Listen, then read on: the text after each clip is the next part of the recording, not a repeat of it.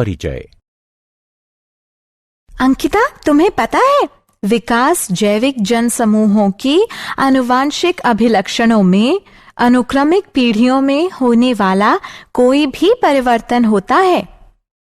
हाँ, तथा विविधता सजीवों में सामान्य अभिलक्षणों से अलग विकसित होने वाली संरचनात्मक, कार्यात्मक या व्यवहारात्मक परिवर्तन होती है।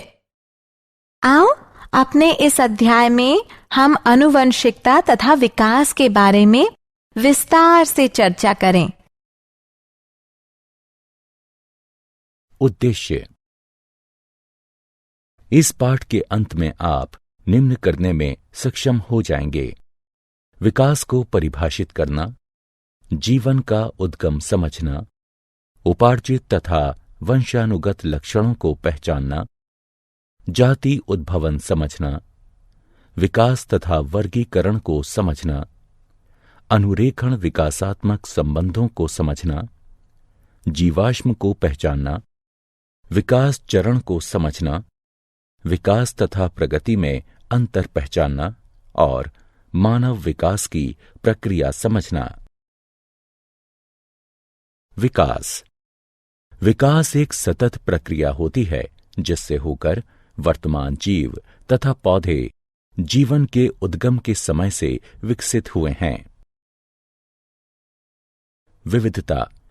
जैसा कि हम पहले चर्चा कर चुके हैं कि विविधता सजीवों में सामान्य अभिलक्षणों से अलग विकसित संरचनात्मक, कार्यात्मक एवं व्यवहारात्मक परिवर्तन होती है। विविधताओं का उद्गम तथा संचयन आवश्यक होता है क्योंकि ये विकास के लिए कच्चा पदार्थ प्रदान करती हैं।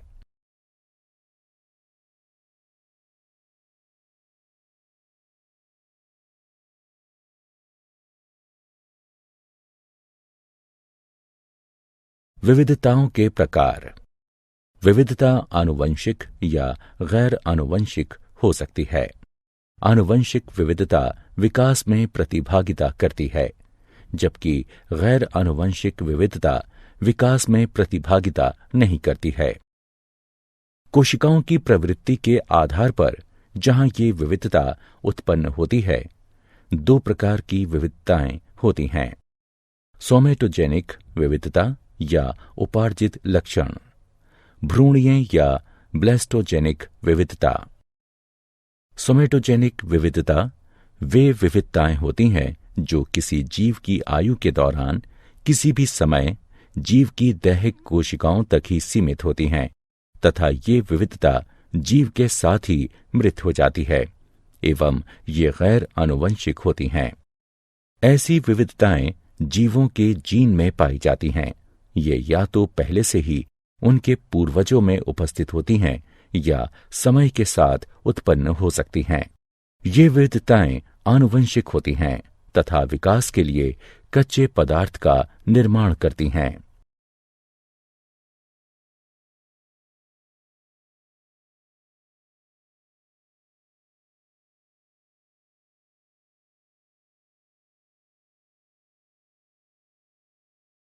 विविधता के स्रोत।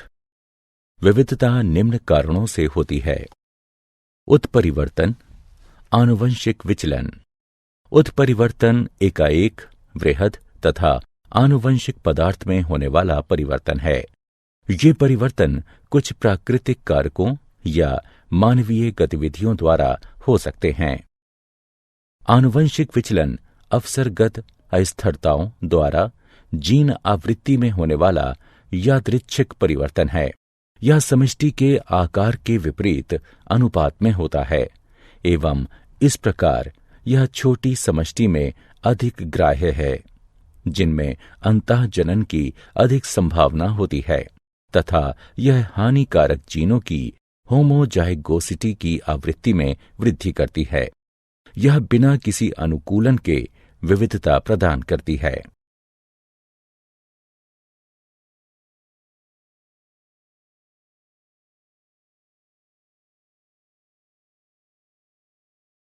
जीवन की उत्पत्ति। जीवन की उत्पत्ति के सिद्धांत को डार्विन के प्राकृतिक चयन के सिद्धांत द्वारा सर्वश्रेष्ठ रूप से समझाया गया है। इस सिद्धांत के 3 मुख्य बिंदु हैं। प्रत्येक जीव में जीवित रहने तथा जनन करने की क्षमता है। जनन के दौरान जीव प्रजातियों के साथ विविध अभिलक्षणों में विविधता प्रदर्शित करते हैं। लाभप्रद अभिलक्षणों के साथ जीवों में अधिक जनन करने की क्षमता होती है। वे अभिलक्षण जो जीवों के जीवित रहने में सहायता करते हैं, वे उनकी संतानों द्वारा आनुवंशिक रूप से अपनाए जाते हैं तथा पीढ़ी दर पीढ़ी ये धीरे धीरे बढ़ती हैं या ये प्राकृतिक रूप से चयनित हो जाती हैं। स्टैनले एल मिलर तथा हैरोल्ड सी उरे ने सन 1953 में अपने अनुरूपण प्रयोग में लघुकारक स्थितियों के अंतर्गत अति साधारण यौगिकों से साधारण यौगिकों के गठन को प्रयोग से सिद्ध किया था।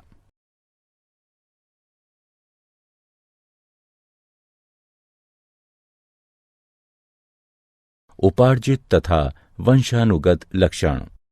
आनुवंशिक अभिलक्षण वे होते हैं जो जनन कोशिकाओं में डीएनए द्वारा नियंत्रित होते हैं तथा एक पीढ़ी से दूसरी पीढ़ी में स्थानांतरित होते हैं।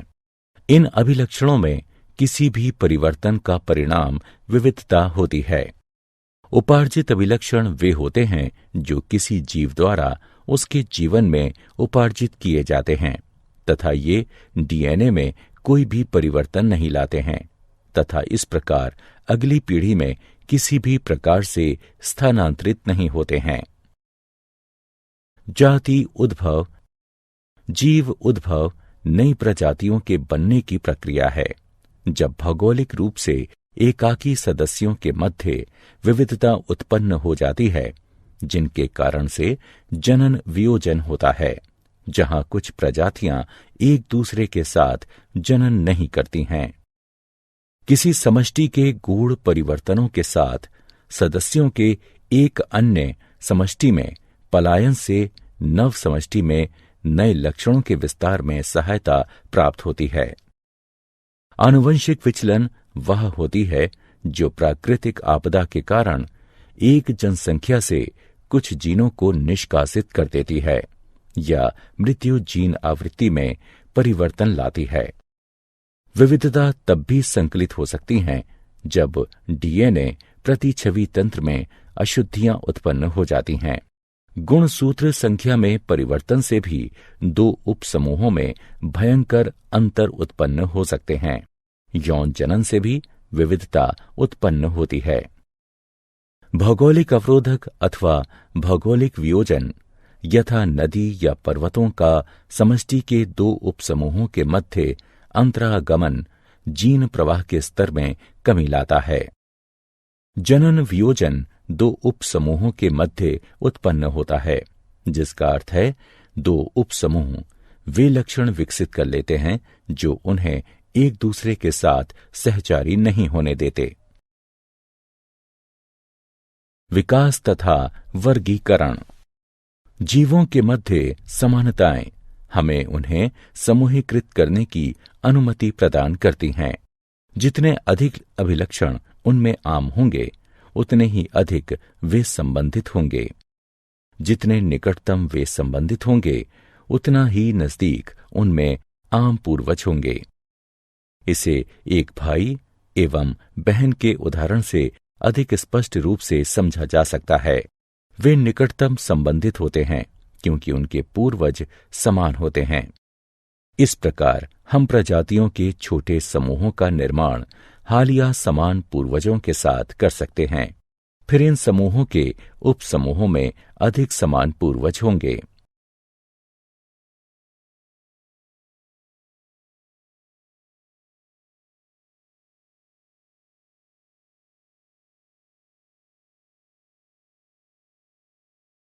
विकासात्मक संबंधों का अनुरेखण। विविध जैविक अध्ययन हमें बतलाते हैं कि अपने उद्भव के बाद से ही जीव अपने नए रूपों में विकसित होने के लिए अपनी संरचनाओं में विविध परिवर्तनों से होकर गुजर रहे हैं। विभिन्न प्रकार के जीवों में कुछ समान प्रकार की विशिष्टताएं विकास के पक्ष में प्रमाण प्रस्तुत करती हैं, क्योंकि उन्हें एक समान पूर्वज से विकसित हुआ माना जा सकता है। कुछ महत्वपूर्ण स्रोत जो जैव विकास के लिए प्रमाण प्रस्तुत करते हैं वे हैं समजात अंग, समरूप अंग। समजात अंग वे अंग होते हैं जिनकी मूल संरचना समान होती है लेकिन कार्य भिन्न होते हैं। उदाहरण, एक मेढक, पक्षी तथा पुरुष का अग्रबाहु। यह हड्डी की एक ही मूल संकल्पना पर निर्मित होते हैं, किंतु इनके कार्य भिन्न होते हैं, यथा कूदना, उड़ना तथा पकड़ना। समरूप अंग वे अंग होते हैं जिनकी मूल संरचना तो भिन्न होती है, किंतु उनके कार्य समान होते हैं। उदाहरण, कीटों तथा पक्षियों के पंखों की संरचना भिन्न होती है, किंतु वे उड़ने का ही कार्य करते हैं। जीवाश्म। अतीत में रहने वाले मृत पशुओं या पौधों के अवशेषों को जीवाश्म के रूप में जाना जाता है। एमोनाइट यानी अक्षय रुख, नाइटिया यानी मछली तथा राजासुर यानी डायनासोर जीवाश्मों के कुछ उदाहरण हैं। यदि हम मिट्टी को खोदते हैं तथा जीवाश्म को खोजना आरंभ करते हैं तो हम पाते हैं कि सतह के निकट उन जीवाश्मों की तुलना में नए जीवाश्म मिलते हैं जो हमें गहरी सतह में जाकर प्राप्त होते हैं। चलिए हम अब 100 मिलियन पूर्व से आरंभ करते हैं। कुछ अकशेरुक सागर तट पर मारे गए तथा रेत में दफन हो गए और रेत एकत्र होती गई तथा दाब के चलते रेतीले पत्थर बनते गए। लाखों वर्ष उपरांत एक क्षेत्र में रहने वाले डायनासोर मर गए तथा उनके शरीर मिट्टी में दब गए। यह मिट्टी चट्टानों में परिवर्तित हो गई। चट्टानों में पहले से ही अकशेरुकियों के जीवाश्म थे। इसके और कई लाखों वर्ष उपरांत अश्व जैसे जीवों के शरीर उस क्षेत्र में चट्टानों में दबकर पहले से बनी इन चट्टानों पर जीवाश्म बन गए। कई वर्ष उपरांत क्षरण अथवा जल प्रवाह के द्वारा कुछ चट्टानें हटीं तथा अश्वनुमा जीवाश्मों का पता चला।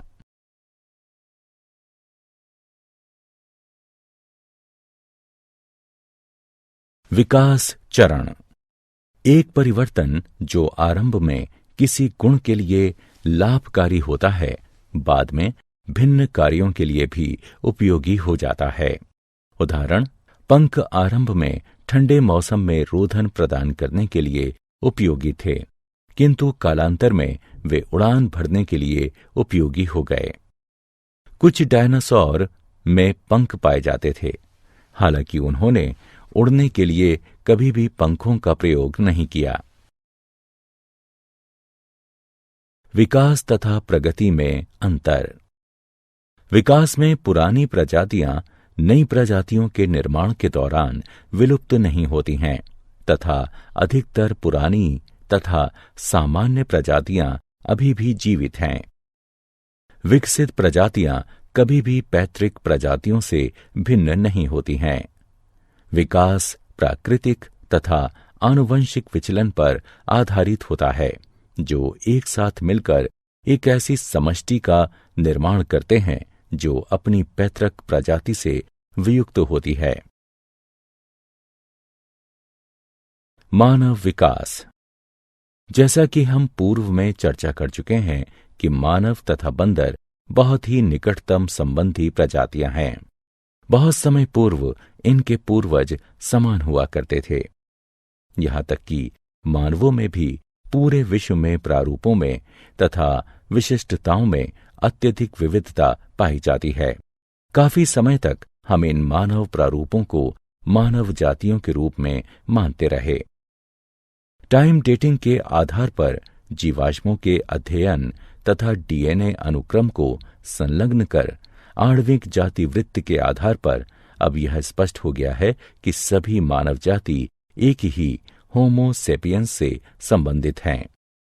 होमो सेपियंस के आरंभ के सदस्य अफ्रीका से आए प्रतीत होते हैं।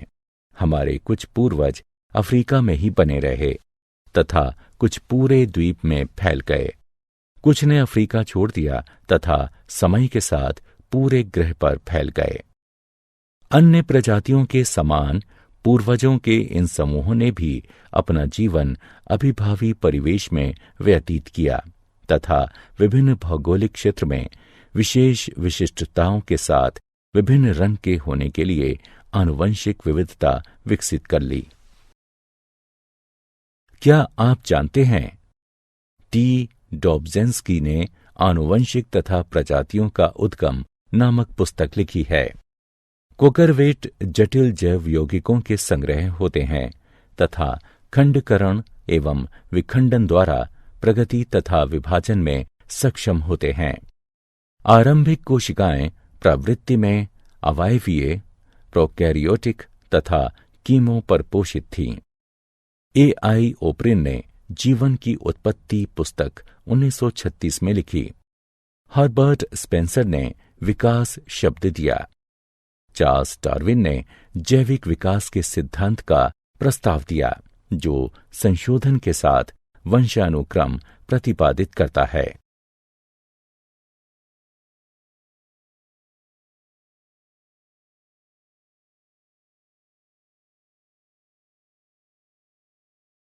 लिनार्डो दा विंसी को भूविज्ञान का जनक के रूप में भी जाना जाता है। W.F. लिबी ने कार्बन 14 डेटिंग तकनीक का प्रस्ताव दिया, जिसे पूर्ण डेटिंग तकनीक भी कहा जाता है। बोल्टवुड ने डेटिंग जीवाश्मों के लिए यूरेनियम आधारित पद्धति का सुझाव दिया। नेएंडरथल मैन प्रथम सभ्य व्यक्ति था, जबकि क्रो-मैग्नन मैन को आधुनिक व्यक्ति का विलुप्त प्रतिनिधि माना जाता है। मानव को बंदरों से अधिक चिंपांजी के नजदीक माना जाता है, क्योंकि मानव तथा बंदरों के डीएनए के बीच में 10% का अंतर है। वहीं मानव तथा चिंपांजी के डीएनए में 2.5% का अंतर है।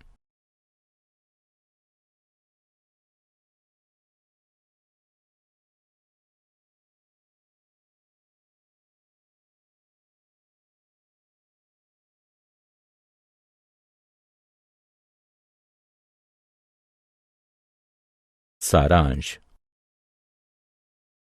आइए हमने जो कुछ सीखा है उसे संक्षेप में दोहराएं। विविधताओं के मुख्य स्रोत हैं उत्परिवर्तन, जीनों का पुनर्संयोजन, आनुवंशिक विचलन आदि। उत्परिवर्तन आनुवंशिक पदार्थ में एकाएक वृहद तथा आनुवंशिक परिवर्तन होते हैं। उत्परिवर्तन एक विकासात्मक कारक के रूप में कार्य करता है तथा समष्टि में विविधताओं का निर्माण करता है एवं उसे बनाए रखता है। प्राकृतिक चयन विभिन्न जनन के माध्यम से संचालित होता है, जिसकी वजह से कुछ लाभकारी आनुवंशिक विविधताएं समष्टि के अधिक से अधिक सदस्यों के बीच फैल जाती हैं। यह उनकी जीन आवृत्ति में वृद्धि करती हैं। आनुवंशिक विचलन पैतृक आवृत्ति में यादृच्छिक परिवर्तन होता है, जो अचानक उतार चढ़ाव से उत्पन्न होता है। आनुवंशिक विचलन कुछ विशिष्टताओं की आवृत्ति में वृद्धि करता है, जिनमें कुछ उत्तरजीविता लाभदायक होते हैं।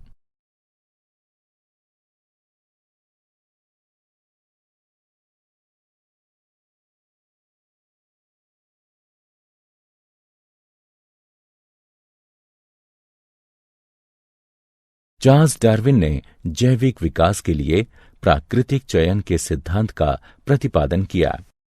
उन्होंने प्रतिपादित किया कि केवल उपयोगी निरंतर विविधता ही विकास में सहायता करते हैं तथा प्राकृतिक चयन एक मिश्रित समष्टि से सर्वश्रेष्ठ अनुकूलित प्राणियों का चयन करता है। जीवन के उद्गम का सबसे स्वीकृत सिद्धांत है कीमोसिंथेटिक सिद्धांत। इसका प्रतिपादन ओपेरिन तथा हेल्डेन द्वारा किया गया था।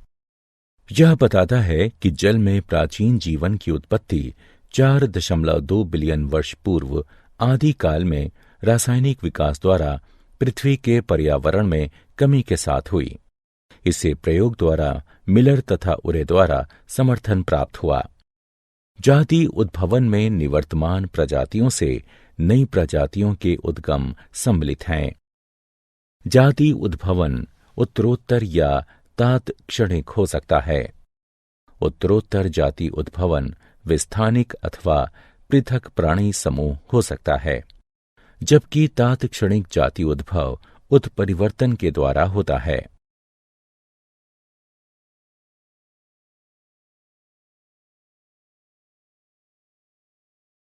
विकासात्मक संबंध जीवों के वर्गीकरण द्वारा अनुरेखित किए जा सकते हैं।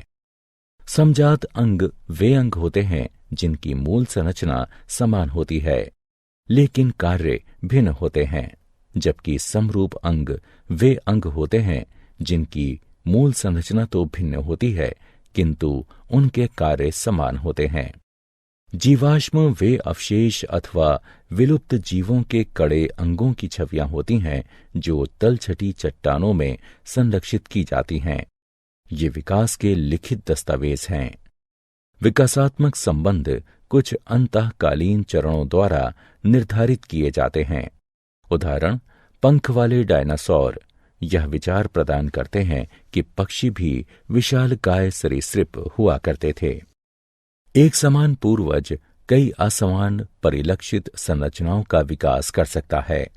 उदाहरण, पत्ता गोभी, फूल गोभी, कोहला अरबी, काले, ब्रोकली आदि जंगली पत्ता गोभी के पौधे से। विकासात्मक संबंधों का निर्धारण आणविक वंशागति के आधार पर भी हो सकता है, विशेष तौर पर रक्त प्रोटीन तथा परिवर्तित डीएनए मात्रा।